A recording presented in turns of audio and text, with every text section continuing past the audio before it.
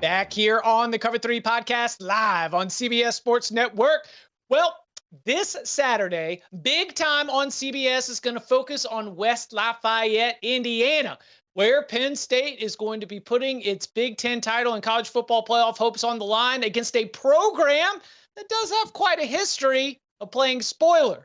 But will we see the spoiler makers? What we have seen from Purdue so far this season suggests that's going to be a very tall ask. That is because this team is currently on a 8-game losing streak. They have 0 wins against FBS teams. And if every opponent was Indiana State, this would be a college football playoff contender. But that is not the case with their current schedule. So there is a lot of Penn State can't beat Penn State. So let's focus on the Penn State side of things, Danny. They played against Washington. I mentioned it on Monday's show. I thought it was a business-like approach, the way that they handled that game. Very efficient early, and then be able to just really lean into getting some good work for some of the backup running backs, being able to work on, Bud, you mentioned like Harrison Wallace, trying to get him more involved in the passing game. Danny, what do you want to see from Penn State in this spot? I would echo that sentiment as well. I still think the offense, as good a player he is, it revolves a little too heavily around Tyler Warren, which, when you're talking about a tight end who comes in and plays Wildcat and he does everything and he's really your best weapon on offense, while he's an incredible player and he's most likely a shoo-in for the Mackey Award as the best tight end in college football, they do need to start developing some other weapons, because I did think that was their weakness against Ohio State when we were talking about them and the new pass game and how Drew Allar's going to take that next step and the big play capabilities. We didn't really see that. And you did see them get overwhelmed a little bit from Ohio State's defense. So now's the time to be doing this. And I would say the thing that I'm curious to see is Purdue has played 3 other playoff-worthy teams. Ohio State beat them 45-0. Notre Dame beat them 66-7, and Oregon beat them 35-0. If I'm Penn State, I want to see a similar numbers. And I thought Oregon was one of those business-like approaches that you mentioned, Chip, where it's just you handle the game from start to finish. You don't have to put up huge flying numbers. But I would like to see Penn State comfortably go into this game, work on some things, get some bigger pass plays, and get out without, having this game a sweat in the second half. I agree with you, Danny, on that. I think ultimately, like we said in the first segment, Evans, Fleming, Wallace, those guys I want to see continue to win. And if they don't start winning more on their own, maybe if Penn State's run game can get a little bit better, then the play action that Penn State likes to use under offensive coordinator Andy Kotelnicki, maybe that gets a little bit more honored. If Penn State is able to run the football more effectively on a down-to-down basis and hit those explosives, as a defense, I'm a little bit more worried about what the Nittany Lions can do to me. So I might have to cheat up a little bit more. We saw it last year when Kotelnicki was operating that offense at Kansas, and Kansas was really cooking. It was about this time last year that they almost beat Kansas State with a third-string quarterback. And a lot of that was because they had to honor Devin Neal in that Kansas run game. If Penn State's able to really run the football effectively, maybe that actually is able to sort of just, kind of on the side, increase the effectiveness of this Penn State passing game. Yeah, it's when you look at this matchup, defensively, there's absolutely nothing we're going to learn about Penn State in this game that we haven't already known. Danny, you read off those scores of how Purdue fared against Notre Dame, Ohio State, and Oregon. They've got 7 points in 3 games. I'll be shocked if this Boilermakers offense gets more than 7 points in this game against Penn State.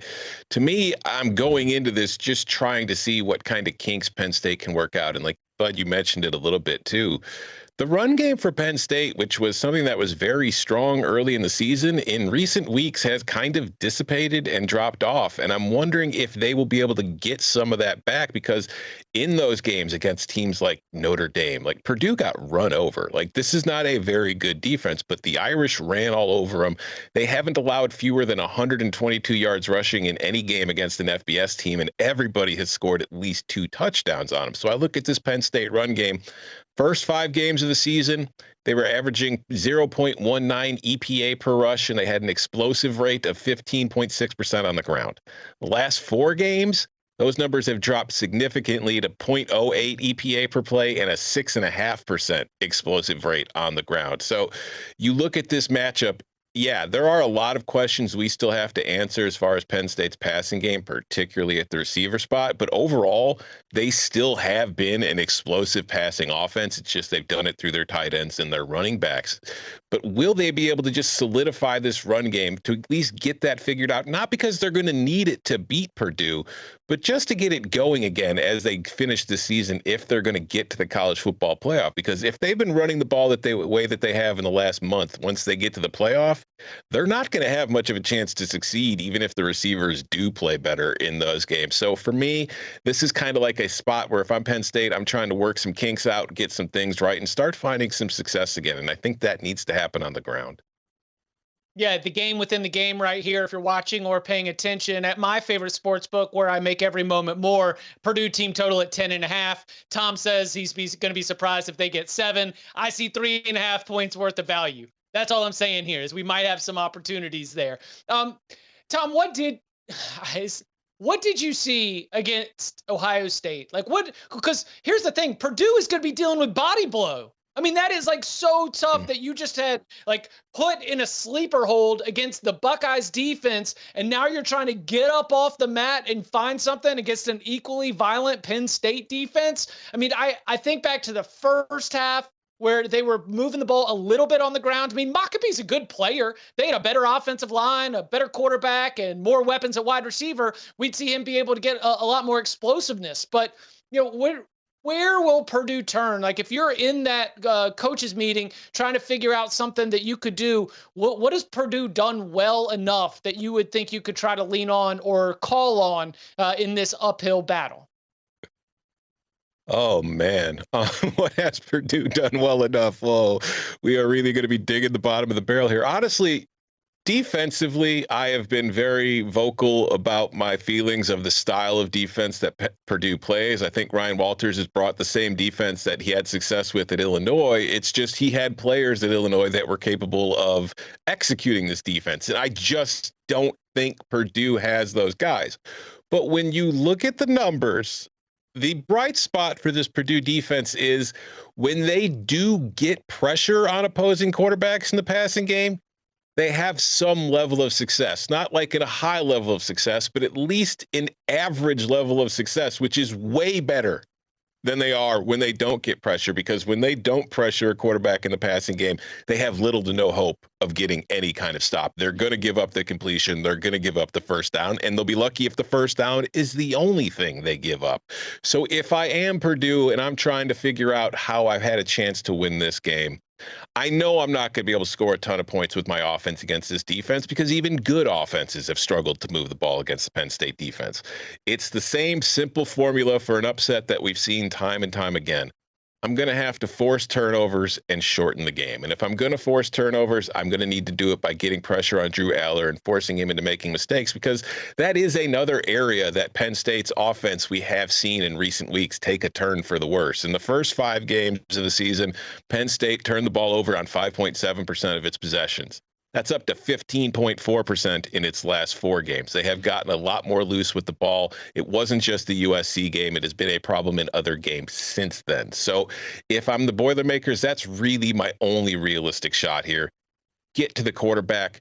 Hope I could force a few turnovers, give myself some short fields, and try to cash in on them with touchdowns, not field goals. We do not need to attempt 21-yard field goals like we did against Ohio State, thinking it will give us a chance to win the game. It won't. You need to find the end zone. So if I'm Purdue, that's really the only really realistic path I see, and it's not very realistic.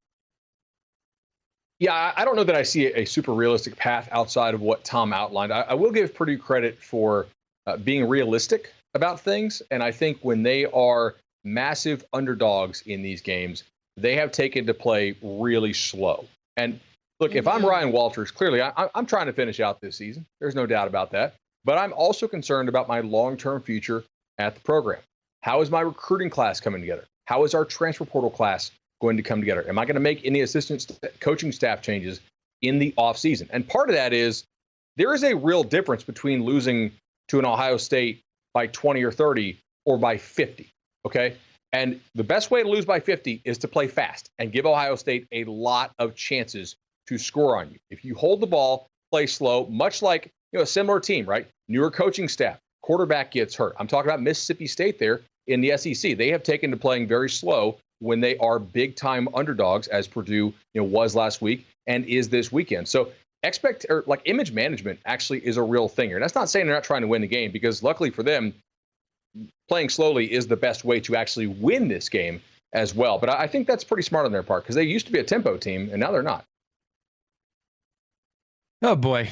So I'm making the case for Purdue to win this game. Is that what I'm doing? I'm trying to do. You guys just laid it out perfectly. I am thinking though, like, why not? Now this goes against Bud philosophy of keeping it close, but I would send a lot of pressures and try to force Drew Aller to beat you with some of his weapons on the outside, because they haven't been proven.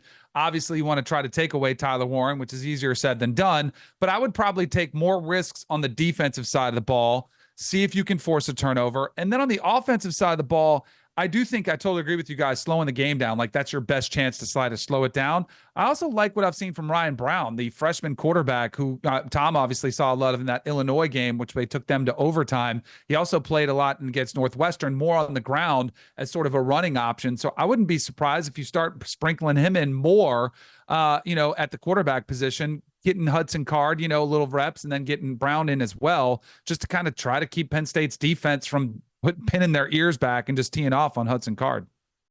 Yeah, I agree. I like the Browns' mobility, and just Cards he has had a tough season of fighting uphill battles. So it just maybe a little refresher could be good for your quarterback. All right, coming up on the other side, the Oregon Ducks, undefeated, unanimous #1 in the country, also playing their 8th game in a row, also on the road.